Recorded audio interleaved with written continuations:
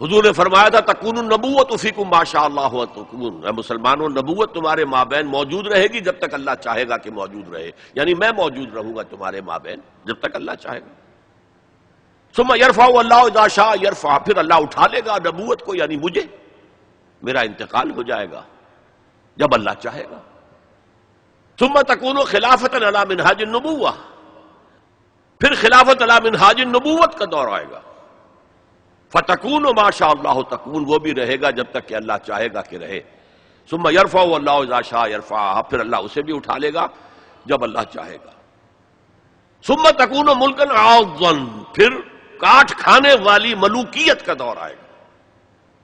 یہاں سے اسلام کا زوال شروع ہو گیا، دور نبوت، دور خلافت راشدہ، مکمل اسلام، کامل اسلام، علی منہاج النبوۃ خلافت، نبوت کے عین نقش قدم پر خلافت، یہ تھا ہمارا جو اصل ہماری معراج تھی امت مسلمہ کی۔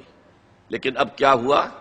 اسلام کا زوال، جیسے کہ حضور نے فرمایا تھا بدأ الاسلام غریبا وسیعود کما بدأ فطوبی للغرباء، اسلام کا آغاز ہوا تھا کہ وہ اجنبی سی شے تھی، کوئی اس کا پہچاننے والا جاننے والا تھا ہی نہیں، پھر گویا کہ اس میں انڈرسٹوڈ ہے، پھر اسلام کا غلبے کا دور آ گیا۔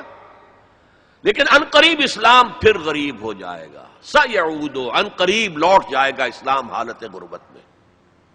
فطوبی للغرباء، تو مبارکباد ہے ان لوگوں کے لیے جو اسلام کے غریب اور اجنبی ہونے کے دور میں خود اجنبی ہو جائیں لیکن اسلام کا دامن ہاتھ سے نہ چھوڑیں۔ لوگ کہیں یہ دقیانوسی ہیں، یہ ملاٹے ہیں، یہ فلاں ہیں، یہ فلاں ہیں، رجعت پسند ہیں، فینیٹکس ہیں، جو بھی کہیں سنیں، لیکن یہ ہے کہ اسلام کے دامن سے چمٹے رہیں۔ فطوبی للغرباء، تو اسلام کا تو میں پہلے بھی بتا چکا، اب دوبارہ نوٹ کر لیجئے، خلافت راشدہ کے اختتام سے زوال شروع ہوا اور وہ جاری رہا درجہ بدرجہ۔